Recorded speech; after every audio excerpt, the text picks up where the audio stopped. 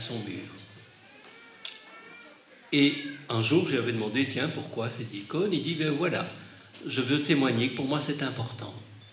Et tous les parents qui passaient chez le directeur voyaient cette petite flamme, cette icône, et il avait souvent l'occasion de dire, mais oui, pour moi, c'est important. Et quand il y a eu des tensions dans l'école, à l'occasion de congés qu'on ne pouvait pas prendre pour la fête du sacrifice, ou etc., etc., ce qui m'a frappé, c'est que le directeur pouvait tout simplement dire, mais voilà, je respecte votre religion, mais je ne peux pas vous donner telle ou telle autorisation. Et le climat était tel, on sentait tellement que pour lui, c'était quelque chose qu'il vivait en profondeur, y compris le respect de la religion des autres, qu'il n'y avait aucun incident et que la porte vitrée de l'école, c'est un détail, que la porte vitrée de l'école n'a jamais été brisée. Je trouvais ça un beau petit exemple. Parmi d'autres exemples qu'on peut prendre,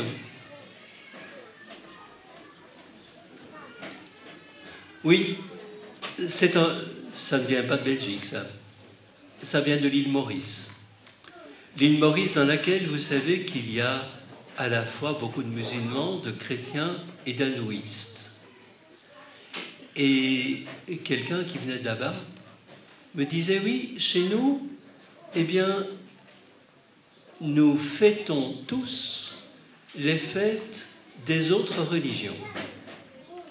Chaque fois, que ce soit des musulmans qui ont leur fête, eh bien, ils invitent les chrétiens et les hindous à venir. Les hindous invitent les musulmans et les chrétiens, et ainsi de suite. Mais elle ajoutait, tout ça ne fait pas une compote, ça fait une salade de fruits. Elle voulait dire par là, on ne mélange pas tout. On n'essaye pas de faire semblant qu'il n'y a aucune différence. Chacun a sa personnalité, chacun a sa richesse. Et à partir de toutes ces richesses, on peut faire une salade de fruits dans laquelle chaque fruit garde sa saveur. Un jour, dans une classe, tout à coup, un élève crie que seul Jésus-Christ a raison. Il y avait des enfants musulmans dans la classe. Ça n'a pas fait un bruit pareil, mais enfin, c'était à peu près la même chose. Tout à coup, les autres ont bondi. Alors, l'instituteur était estomaqué, c'était la première fois qu'un incident comme ça se passait. Et en plus, quand l'inspecteur est dans la classe, ça ne fait pas très joli. Alors, comme l'instituteur ne savait pas quoi faire, j'ai pris une boîte de craie qui se trouvait sur l'appui de fenêtre. Et j'ai montré la boîte aux enfants, en 6e primaire, et je leur ai dit, combien de faces est-ce que vous voyez à la fois? Alors j'ai eu des tas de réponses. Apparemment, en mathématiques, c'était un peu compliqué. Donc, mais j'ai quand même pu leur faire remarquer que le maximum qu'ils pouvaient voir à la fois, c'était 3 faces. Éventuellement, ils n'en voyaient qu'une ou 2. Pour connaître les autres faces, il fallait qu'il y en ait qui viennent voir de l'autre côté où il fallait tourner la boîte. Si quelqu'un ne voyait qu'une seule face de couleur rouge et qu'au nom de ça, il disait toute la boîte est rouge,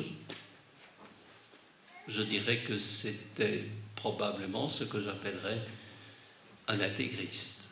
Quelqu'un qui ne croit que ce qu'il voit, la petite partie de ce qu'il voit. Si je vois 3 faces, c'est déjà riche, mais j'ai besoin sans doute de quelqu'un d'autre pour compléter ma vue. Et avec tout ça, je ne sais toujours pas ce qu'il y a dans la boîte. A fortiori, si je pense à une personne, et encore plus si je pense à Dieu.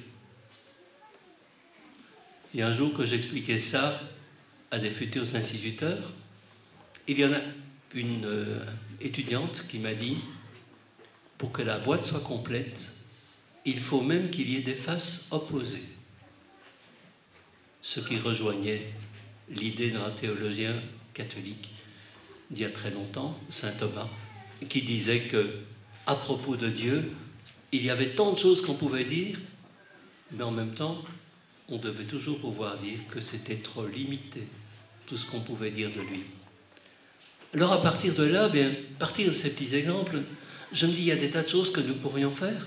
Ne fût-ce que, par exemple, fêter nos fêtes les uns des autres, pouvoir nous rencontrer et faire découvrir ce que nous avons de profondément riche à faire percevoir à l'autre. Vous savez, 1 minute, merci. Eh bien, 1 minute, je dirais simplement qu'à la fin de l'Évangile, Jésus envoie ses disciples pour plonger les gens, plonger tous ceux qu'ils vont rencontrer dans une atmosphère d'amour, dans une vie d'amour. On a parlé de la vie d'amour tout à l'heure. Et dans cette vie d'amour, eh bien, je vais prendre quelques mots ici.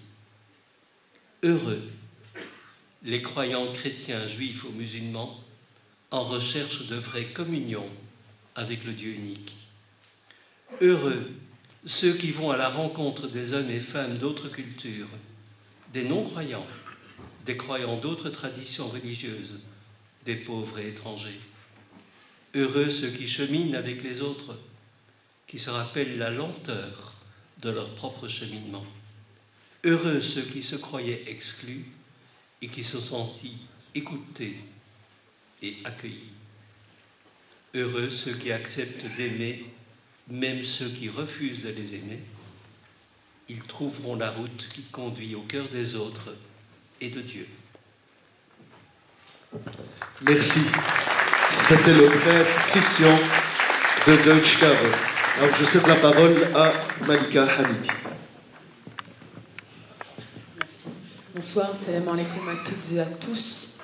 Bismillahirrahmanirrahim. Alors, d'abord en préambule, j'aimerais évidemment en mon nom et en celui de European Muslim Network vous remercier la Cité du Savoir, le Cheikh Bourtada, Mouaded Mohsin de cette invitation et de me permettre d'être là un an après dans le cadre de la commémoration de la mémoire vivante, et effectivement elle est vivante, du Cheikh Abdallah, que Dieu veille sur lui d'un œil qui ne dort pas, ainsi que toute sa famille, que Dieu leur donne la paix, que Dieu leur donne la patience.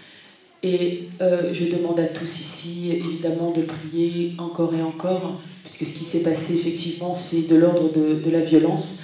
Merci à la Cité du Savoir aussi d'organiser, un an après, un événement qui va au-delà, évidemment, la figure emblématique du Cheikh Abdallah est là, mais d'organiser un événement qui va au-delà dans le sens du sens, justement, de cet acte barbare et effectivement de voir ensemble comment aller vers un discours de paix, un discours d'union, puisque c'est ce qui manque énormément. Alors moi je vais peut-être me faire entre guillemets l'avocat du diable.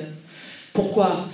Parce qu'avant de parler et de se demander si les religions, et en l'occurrence l'islam, puisque je parle ici, je m'exprime en tant que musulmane, si l'islam est un rempart contre la haine et la violence, il faut d'abord se demander pourquoi est-ce qu'on associe systématiquement l'islam à la violence.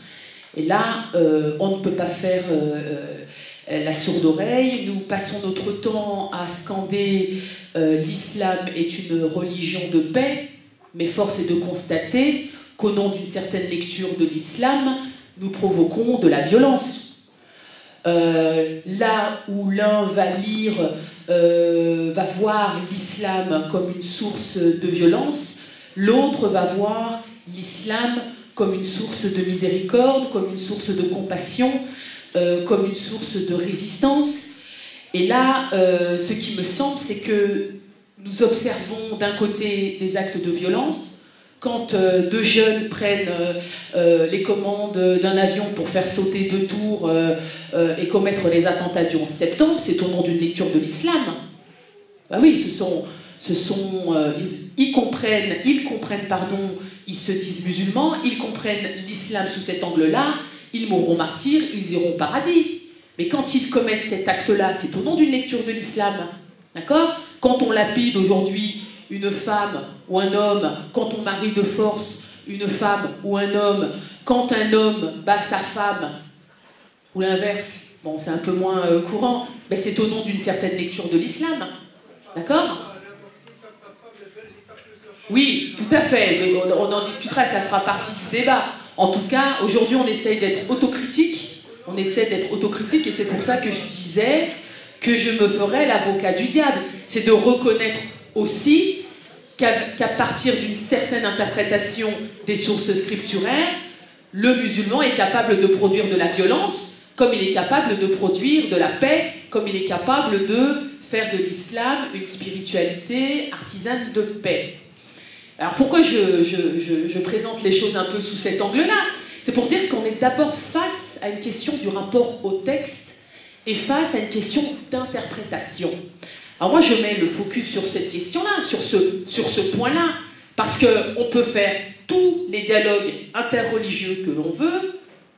Bon, je ne suis pas... Je suis aussi quelqu'un d'optimiste, hein, c'est pas le problème, mais on en fait depuis 15-20 ans des dialogues interreligieux, et c'est très bien, et il faut que ça continue. Mais ce qui m'intéresse là aujourd'hui aussi, c'est que l'on voit ensemble comment implémenter pratiquement sur le terrain ce qu'on se dit pendant des soirées, des réunions et pendant des groupes de réflexion, etc. Donc il faut, il me semble de ce point de vue-là, se rappeler qu'il y a la théorie, mais il y a aussi la pratique. Et là, on a vraiment du mal à passer à la concrétisation de toutes ces paroles d'amour, de paix sur le terrain. Alors, je disais qu'à partir d'une certaine interprétation, certains fomentent la paix, et d'autres fomentent la haine. D'autres cultivent la bonté et l'amour, et puis d'autres cultivent la violence. Alors vous avez raison, monsieur, c'est le cas pas simplement dans les religions, dans toutes les religions, ça fait partie de la nature humaine. Alors, là où je veux en venir aussi, c'est de rappeler qu'aujourd'hui, malheureusement, la religion est manipulée pour servir la